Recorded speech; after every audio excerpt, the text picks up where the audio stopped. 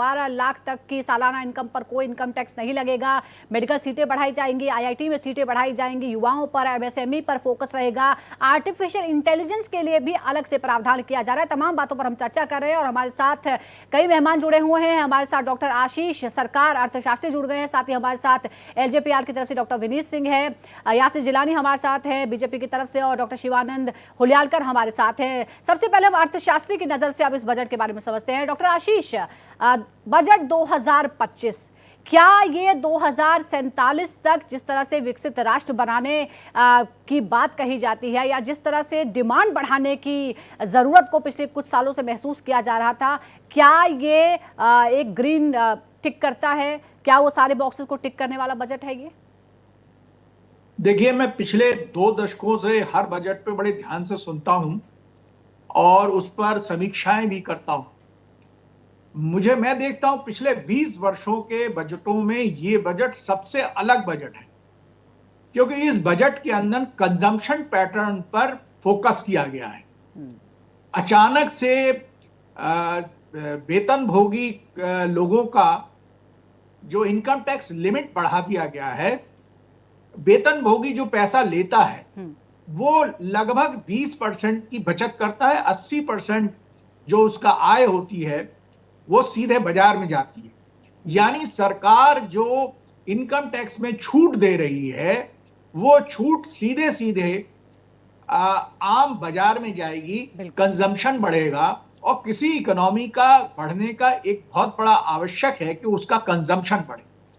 और consumption pattern जब किसी देश का बढ़ने लगता है तो औद्योगिक प्रगति होना स्वाभाविक है। तो कुल मिलाकर जो मैं समझता हूं और मेरे विचारों में ये बहुत बड़ा हिम्मत वाला कदम है। सामान्यतः किसी कहीं पर कस्टम बढ़ा देना, घटा देना, एक्साइज बढ़ा देना, घटा देना, ये तो सारे हम पिछले 60 वर्षों तक देखते आए हैं। ये पहला अनुभूत है और अभिभूत हो इस बात को देखकर कि कंजम्पशन बढ़ाने के लिए वित्त मंत्री ने ध्यान दिया है। मध्यम वर्ग के जब जेब में पैसा आएगा और मध्यम वर्ग हिम्मत से जब काम में जुटेगा तो न केवल औद्योगिक प्रगति होगी, देश की जो सामान्य जनता के अंदर एक कॉन्फिडेंस जगेगा। ये इस तरह की एक मैसेज देने की वित्त मंत्री ने चेष्टा करी है। इसके अलावा आशीष, ये बिल्कुल मैं आपकी बात को कंटिन्यू कर रही हूं, लेकिन ये बहुत ही इट्स ह्यूज, बहुत बड़ा अंतर है। 7 से सीधा 12 करना, इतना बड़ा अंतर जो हम पिछले, जैसा कि आपने बताया कि 2 दशकों से हमने इतना बड़ा परिवर्तन नहीं देखा है कि सडन परिवर्तन हो। इसके पीछे का कारण क्या आप मानते हैं? क्योंकि बहुत सारे इकोनॉमिस्ट ये मानते हैं कि जो अर्थव्यवस्था है वो स्लो डाउन हुई है, जो हमारी अपेक्षित होनी चाहिए थी उस प्रकार से नहीं जा रही है। क्या वो एक बड़ा रीज़न है, या फिर मिडिल क्लास में जो एक नाराज़गी आ रही है, या उसमें एक डिसअपॉइंटमेंट है, वो एक बड़ा रीज़न है? क्या रीज़न आप मानते हैं इतने बड़े फर्क के लिए? देखिए, ये बहुत दिनों से ये पेंडिंग था। पिछले 20 वर्षों में हम बराबर बजट देखते थे और सीधे सीधे वित्त भोगी लोगों को, वेतन भोगी लोगों पर इनकम टैक्स, मध्यम वर्ग के ऊपर इनकम टैक्स लगाया जाता है।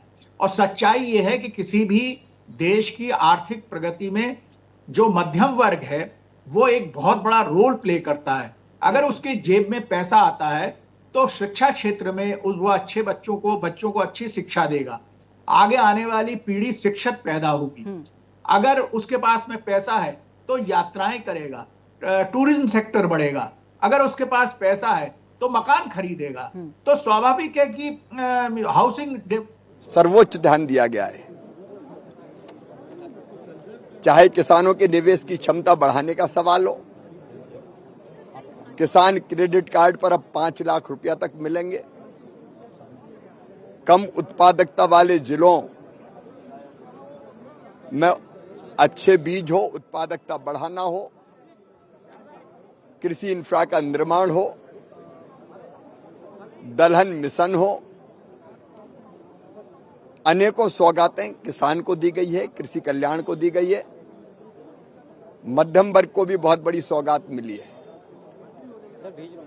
लेकिन गरीबों, महिलाओं और युवाओं पर भी विशेष ध्यान दिया गया है। मध्यम वर्ग की बात करें, बजट की बात करें तो इनकम टैक्स में भारी छूट दिया गया है, ये इस पर ये मध्यम वर्ग के लिए वरदान है। कोई कल्पना नहीं करता था कि इनकम टैक्स में छूट की सीमा 12 लाख रुपए तक हो जाएगी और इसके लिए महिलाओं के खाते में हम लोग देंगे और 200 यूनिट फ्री में बिजली देंगे।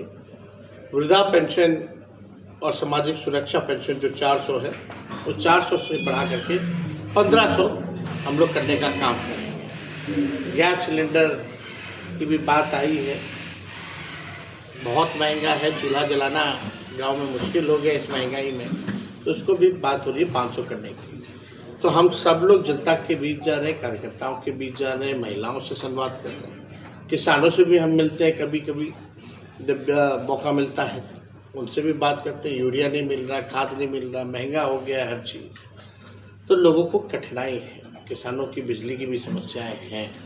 तो इसको लेकर के सारी चीज़ें, अब एक बार बिहार पूरा दौरा हो जाए तो हमारा क्या विजन होगा, ब्लूप्रिंट होगा, क्या रोड मैप होगा, ताकि बिहार की गरीबी, बेरोजगारी और महंगाई को कैसे दूर करें, बिहार को अव्वल राज्यों में कैसे ले जाएं, उसके बाद विस्तार से हम लोग बताएंगे। देखिए, आज आने में आप लोगों के बीच थोड़ी देरी हो गई क्योंकि बजट चल रहा था और देखना मेरा ज़रूरी भी है, क्योंकि मुझे पता था कि आप लोग ज़रूर इस विषय में आप सब लोग पूछेंगे।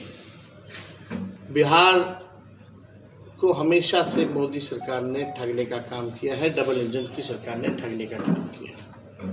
विशेष पैकेज की बात तो कहीं नहीं, विशेष राज्य का दर्जा पता नहीं अब मिलेगा कि नहीं मिलेगा, इन्होंने तो पहले ही मना कर दिया। लेकिन चुनाव में तो बहुत ऊंची ऊंची बातें की जाती है, बड़ी बड़ी बातें की जाती है, जुमलेबाजी होती है।